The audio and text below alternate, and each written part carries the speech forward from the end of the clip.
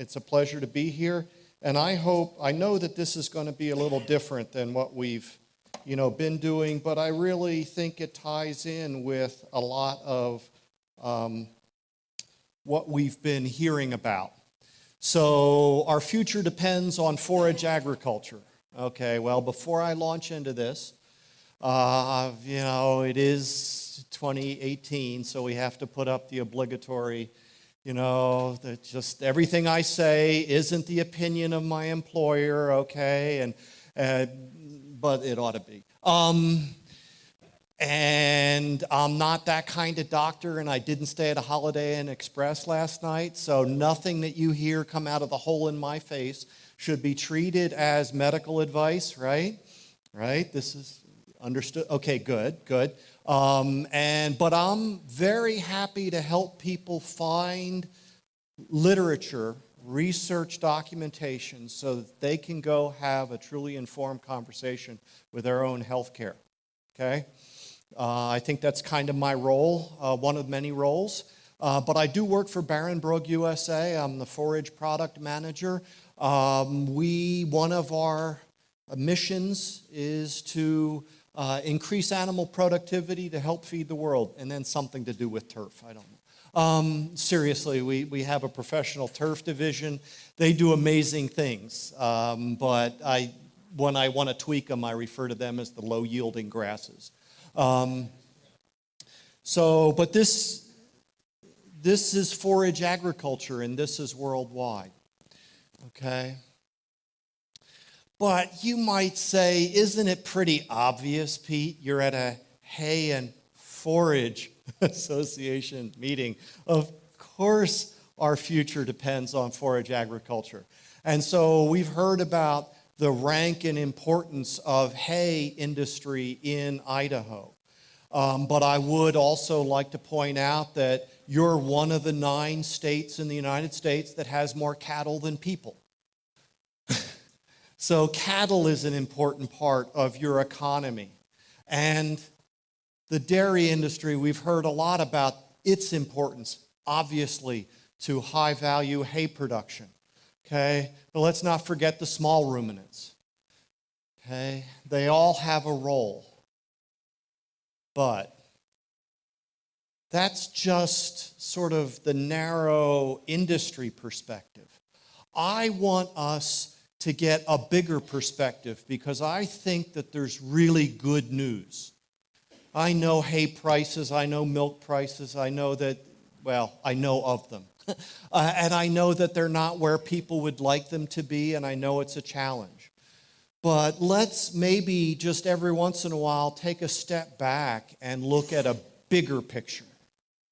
And let's spend some time here doing that, because I think forage agriculture has the best story going out of any form of agriculture.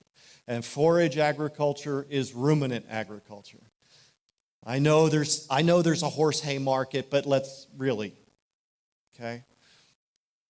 And the simple fact is we can't feed today's world without ruminant animal agriculture, let alone the world of 2050. Okay? That's just a simple fact, despite the narratives, despite the worldviews. This is just the simple truth. I'm sorry if it offends. And then the reality is we have to get better at it if we're going to meet the needs of 2050. We have to improve its productivity. We have to improve its efficiency. Again, this is conflicting with a lot of the information that's out there. But there might be a way to get past that. So you were warned that there would be group participation, right? No? You should have been warned that there's no. So, couple questions. Because a lot of this stuff we assume we know in agriculture. But maybe we do, maybe we don't. So let's try. Animal versus plant source foods in human nutrition. Okay, that's what we're talking about. If I take the same number of calories from plant source and from animal source and feed it to a human being, do I have the same metabolic effect? Yes or no? No. The same number of calories from plants, probably starch or sugar, right? Versus the same number of calories, not the amount, but the number of calories coming from animal products, probably fat and protein, primarily fat, does not have the same metabolic effect on a human being, doesn't affect our bodies the same way. Okay, second question. If I have the same amount of protein and minerals from a plant source versus an animal source, does that affect a human being in the same way? Yes or no? No, it does not. First of all, the same amount of the same weight of protein from plants is not worth as much as a same weight of protein from animals. Animal protein is superior to plant protein in human nutrition. And minerals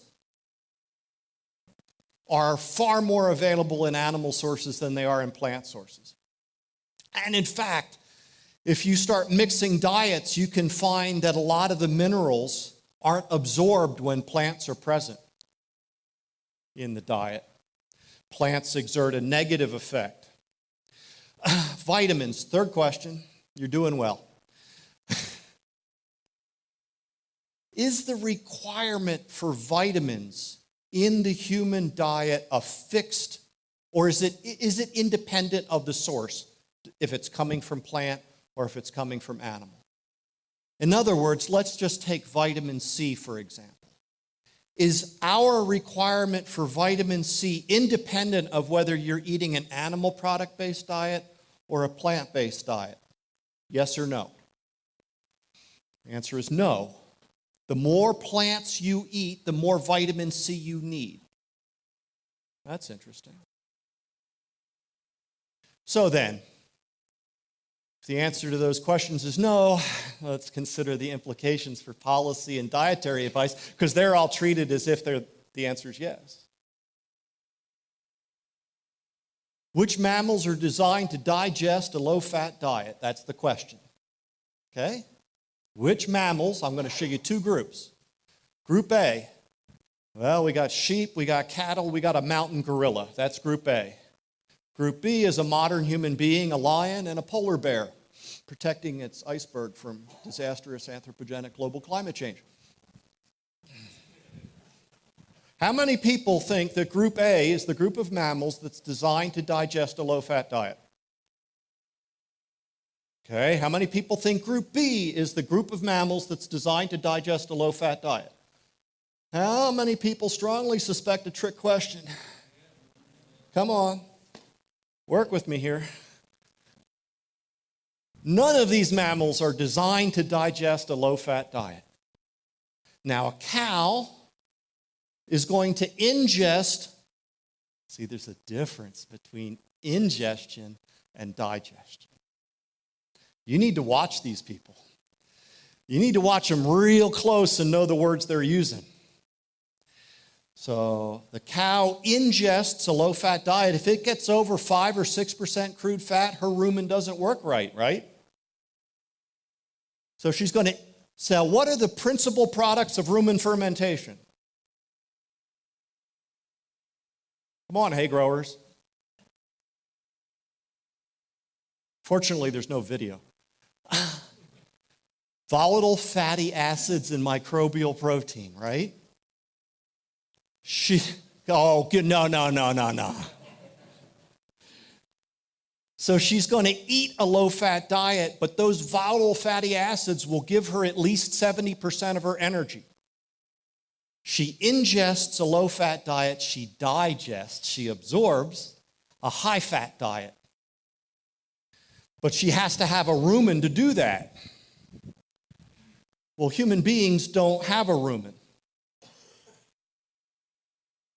Neither do the obligate carnivores like lions and polar bears. They have to have those substances in their diet and absorb it from their gut. Now, the mountain gorilla does it a little differently. The sheep and the cow, they have pregastric fermentation. You have an enlarged cecum and colon in the gorilla, So you have post-gastric fermentation. You also have a delightful little practice called coprophagy. That's a word that you can look up later, where they, how shall I put this, recycle their droppings to utilize some of the products of that post-gastric fermentation that they couldn't absorb because, well, never mind. Now, we have been misled about plant foods and animal foods, okay? All foods have both saturated and unsaturated fat, okay? Now, we've been taught to act as if saturated fat and animal fat are synonymous. They mean the same, right? It's not true. Animal fat is a mixture of those fatty acids, and that's true with plant sources as well. So which of these 7 items has more saturated fat than unsaturated fat? We've got sirloin, we've got eggs, I'm hungry, we've got mackerel, we've got lard, we've got almonds, olive oil, and butter. Almonds, somebody thinks almonds have more saturated fat than unsaturated fat. Well, the answer, I'll just cut to the chase, is butter. Butter is the only thing up there that has more saturated fat than unsaturated fat, which is interesting. But even lard has more unsaturated fat than saturated fat. And that's not what we would think based on all the marketing that we've been hearing for the last 40 some odd years. There's such a thing as essential macronutrients. I talked about that a little bit ago. Humans have to have certain amino acids in our diet. Is there such a thing as an essential amino acid in a ruminant diet? No. There are such things as essential fatty acids in the human diet. Apparently, there is no such thing as an essential fatty acid in a ruminant diet. And there's no such thing as an essential carbohydrate in the human diet. There are 2 kinds that are essential in a ruminant's diet. They need structural and non-structural carbohydrates, both kinds. Isn't that interesting? I find that symmetry almost like we kind of developed together. Yeah. All right. So, some more points. If I had more time, I could spend more time on the dietary side alone, because there's a whole lot here to learn. But nutrition research does not support that vegetarian diets are healthier than animal-based diets. The hypothesis that natural saturated fats from animal products causes vascular disease has been refuted. It was never really established, but it has been refuted. The hypothesis that dietary cholesterol led to vascular diseases was never based or supported by research. It was primarily a marketing campaign promoting plant product replacements for animal products.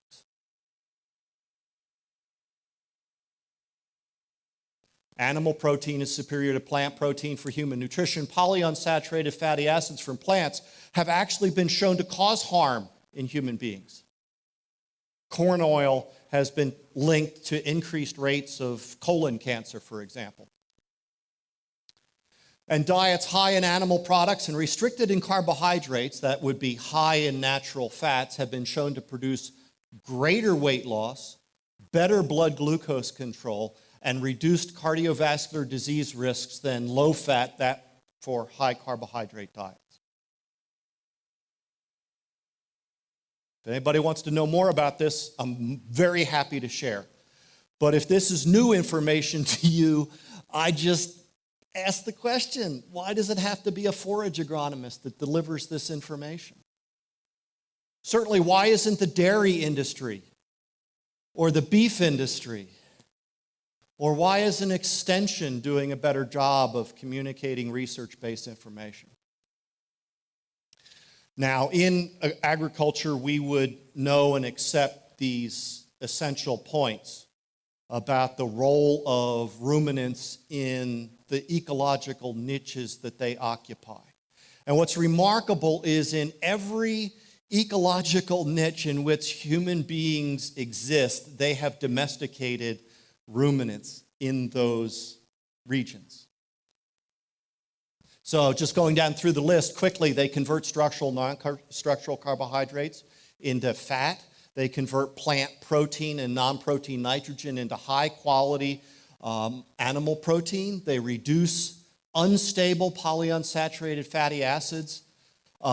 They produce vitamin B12 and other vitamins. They increase bioavailability of essential minerals. They degrade anti-quality plant components. I mentioned earlier how some plant components can actually compete in the gut and prevent absorption. Well, feed it to a ruminant first, then eat the ruminant, you avoid that problem. They maintain the health of grassland ecosystems, recycle nutrients, build soil health, provide services in some places. They're still used for muscle power, draft. We also have leather and many byproducts, and they generate new wealth, a significant source of new wealth generation in this country and around the world. All those are essential. When people start talking about doing away, what's the substitute? Just like to know. I don't think they have one.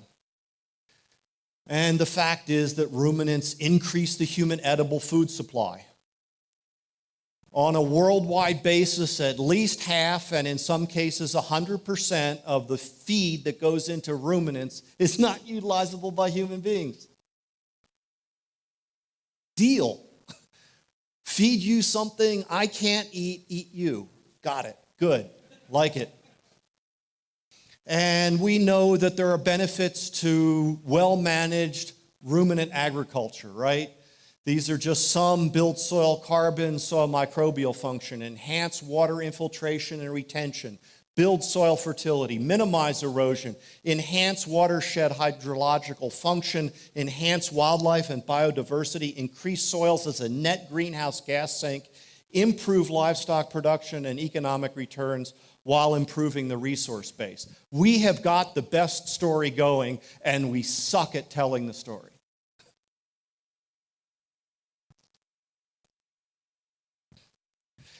We've got the challenge coming. It was referred to earlier. In, what is it now, 33 years? 32 years. By 2050, we're projected to have more than 9 billion people in the world, from 7 currently. UN projects that, saying that that will mean a need for doubling the food production by that time. FAO predicts a 2/3 increase in the demand for animal protein by that time. And the UN is saying, well, it's going to have to come from the same land areas today. My point here is we're losing arable land at an alarming rate. We're not going to have the same productive land, arable land, then as we have now. This is what we got to do it with. And if you look at it, only 4% of the complete Earth's surface, you know, we got 2/3 ocean, only 4% is suitable for cultivation. How are we going to do this? Even the people that say, well, don't feed the grain to the animals, feed it to people first. You don't have enough land to do that. But if you look at rangeland, there's 14%. If you look at forest, there's another 10%. There's almost a quarter of the Earth's surface that can produce fiber that we can run through a ruminant animal and produce high-quality animal protein and animal fat. Deal. And then, of course, they are integrated into the cropland systems, too. Right? Animals are a critical part of all the commodity production because a lot of waste product is produced in those enterprises, and if it weren't for our ability to feed it to animals, the cost would go up, and we'd have a disposal problem.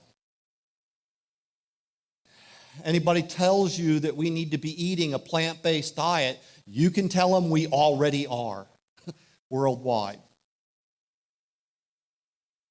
Worldwide, 84% of the calories that support humanity today come from plants. Now, we talked about the metabolic effect of that a little earlier, and I'll show you shortly why this is a bad thing. Even the difference between developed and developing world, more than half of the calories are coming from plants. If you look at protein, if you look at the developing world and worldwide, the majority of the protein supporting humanity is coming from plants. And that's a problem. Here's the global protein supply. Again, remember, we have essential amino acids in our diet. If we don't get them, bad things happen.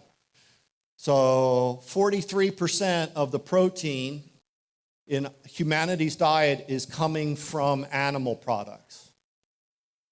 15% of the total is coming from ruminants.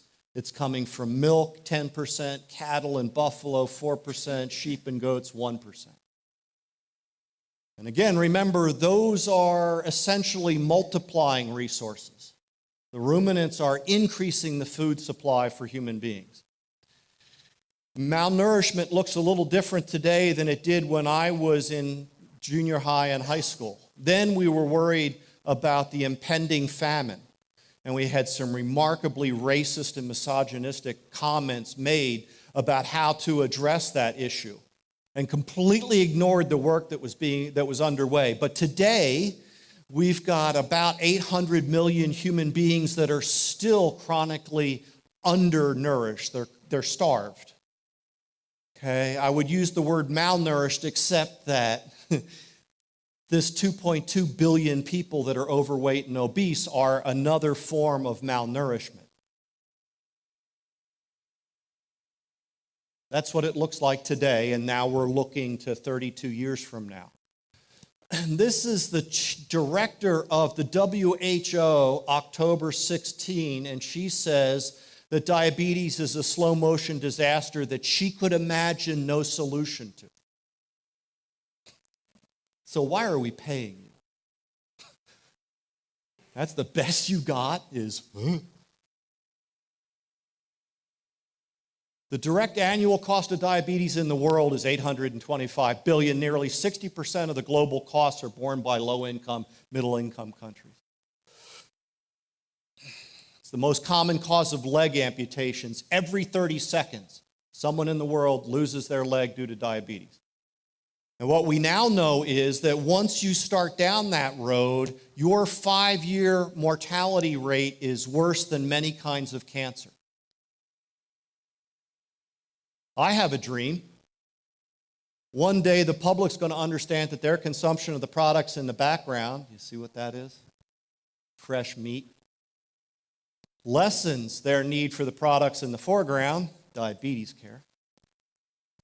And that day is approaching. For many, many people, it's already here.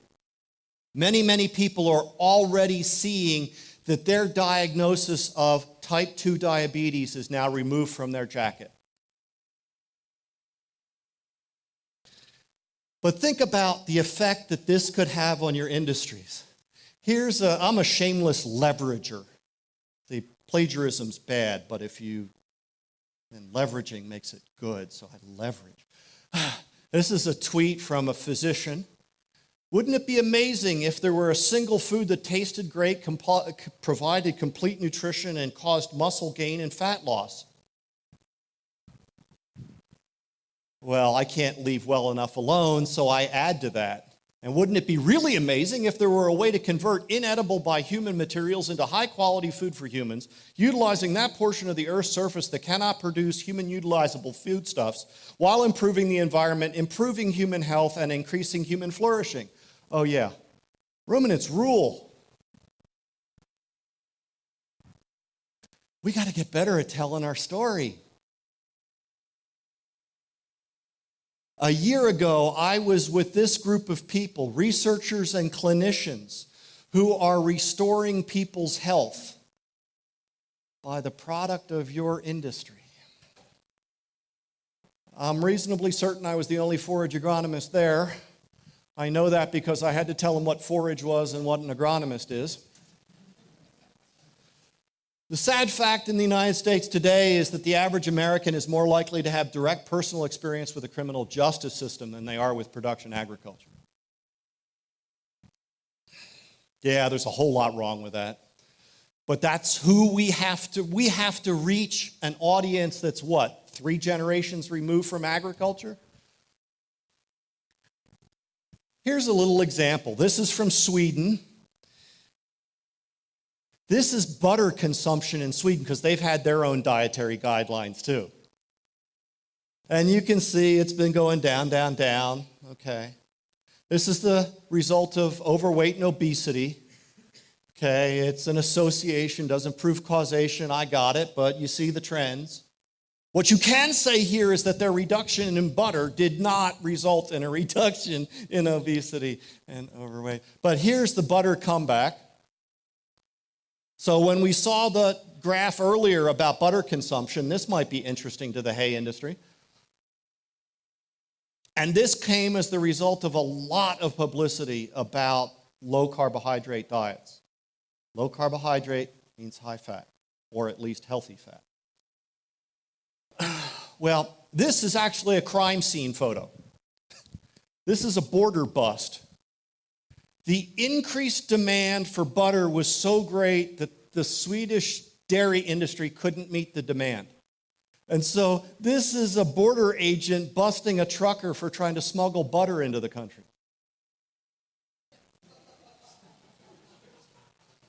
Just let your mind run with the possibilities. Meanwhile, we're still facing this nonsense. Taxing meat could, I like the use of the word, help offset, oh, I like that, help, offset environmental health problems, activists say. At least they were honest to identify the source. You know, there's just this never-ending supply of male bovine fecal matter.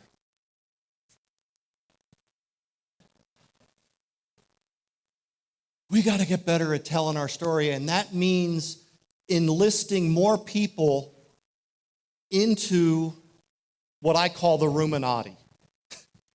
People who are informed about the importance of ruminant animal agriculture and ruminant animal products. When I took soil fertility, BC, before cell phones, come on, that was good. I was shown Liebig's barrel, right? I don't know if they still do this. But this idea that some factor in whatever system you're looking at is going to be limiting. Using this analogy of a wooden rain barrel where you have different length staves, and the short one is the one that's going to set the effective volume of the barrel, right?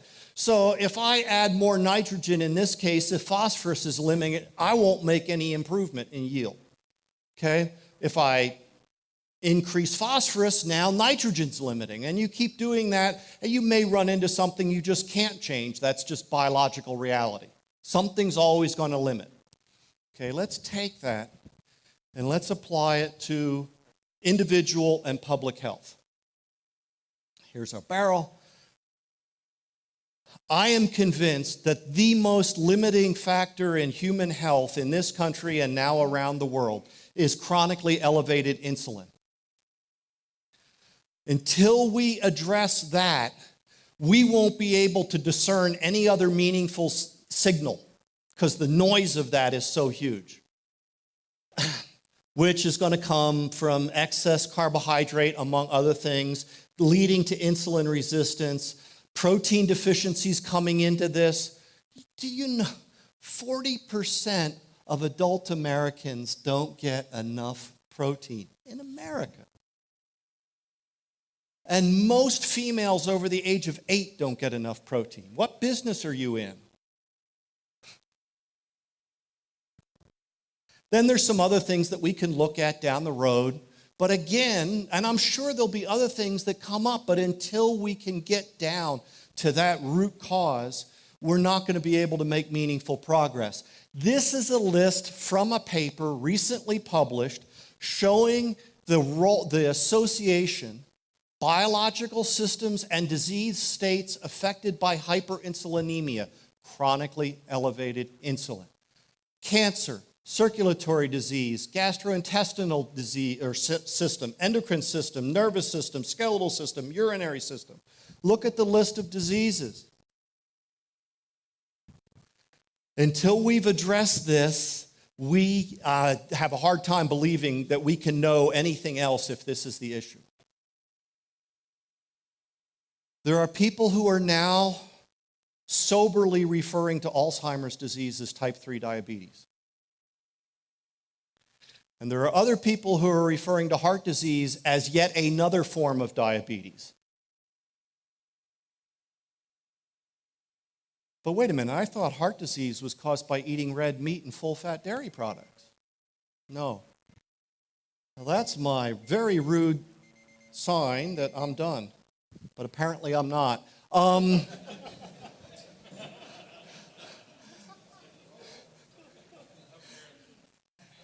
Dietary guidelines for Americans, healthy eating pattern, not intended for disease treatment, only avoidance. In the guidelines itself, it says the dietary guidelines is not intended to be used to treat disease. That's what they say. Well, that's kind of awkward. Eat this way so you won't get sick, but if you get sick, don't eat this way. That's what they're saying. I've just translated for you. You're welcome. Meanwhile, it has been tested against, again, a restricted carbohydrate diet, and in every meaningful measure, far better improvement comes from the alternative diet than the official diet, and it's improved in some cases to a degree that drugs cannot produce. Greatest wealth is health, healthy soil, healthy people, thanks to ruminants. Everybody eats. More than 50% of adult Americans are either now diabetic or pre-diabetic. 60% of Americans have one or more chronic illnesses. Everybody eats. And you're fundamental to producing the product that they can go to the supermarket and get cheaper than anywhere else in the world. And if they just eat that, they will get better. I think that's a good message. Maybe it's just me. We can expand it, though, because this is a national security issue. Over 70% of young Americans eligible to serve are ineligible because of weight. Seems like an issue to me. We need to convince people that, in fact, this red meat from ruminants is, in fact, a fermented plant product. That should help the marketing. It's also biologically accurate. Call it health food. We heard about sustainability before, and too often sustainability is really sustainable in my estimation. It's only from an ecological point of view. I would have preferred if they'd used ecological instead of environmental here. Ecology is a science. In any case, these are the issues that I could identify having to do with just health. This is from the beef industry and its effort, for sustainability in the beef industry. So what's good for you is good for our planet, but we got to get people to understand both of those things.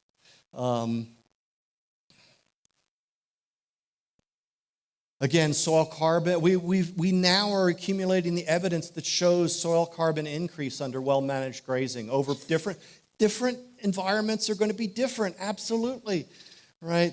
Confident assertions about what can be one size fits all are nonsense. But we clearly have the ability to make a major impact. And of course, it's greenhouse gases that are being used. Understand that the environmental activists have been present since the beginning of the dietary guidelines back in 1977 when it was the Dietary Goals for the United States, the Senate subcommittee report. This was one of the justifications. And the last time, in 2015, December when the Dietary Guidelines Advisory Committee came out with their recommendations, their last report, they were prepared to no longer list even lean meat in a healthy diet pattern because of sustainability. They were that close. And as I mentioned earlier, we now have an open period to submit our own comments to inform the process of forming that committee for the next round that will then guide virtually every policy at the federal and state level for the next 5 years. So both professions wear white coats, which produces more greenhouse gases. It's perhaps awkward that we could double the output from beef if we have the amount from the healthcare system and we'd still have a reduction. Eating more beef will, without argument, reduce the need for healthcare. It's going to come out somewhere, but if we only focus on one little area, we miss the system of implications. 10% of U.S. greenhouse gas emissions come from the healthcare industry. That's awkward. All of U.S. agriculture is 4, beef alone is 2. Does that align with what we hear all the time thrown at us? We got to get better. And then this is one I love. If you want to lower your personal carbon emission footprint, or whatever the hell we're supposed to call it, whatever we're supposed to call it. If you eat fat instead of glucose, you will reduce the CO2 that you emit by 30%.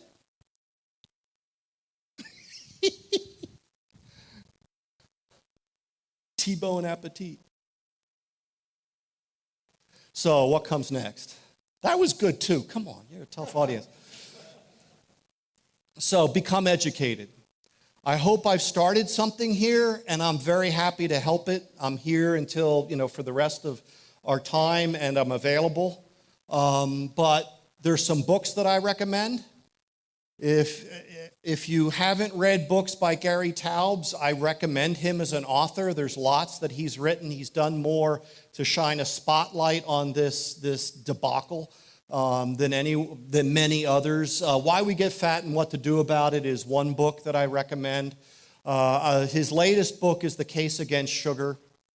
Recommend that book as well. If you haven't read The Big Fat Surprise, Why Butter, Meat, and Cheese Belong in a Healthy Diet, I think you should. We did a round of meetings with the Virginia Forage and Grassland Council, and they had cartons of those, of her book sold. I think they sold 4 cartons within the 4 days that we had. So recommend this book, Nina Teicholz, The Big Fat Surprise, Why Butter, Meat, and Cheese Belong in a Healthy Diet. That's the story of how we came to believe incorrectly that saturated fat was a health hazard. Gain experience if necessary.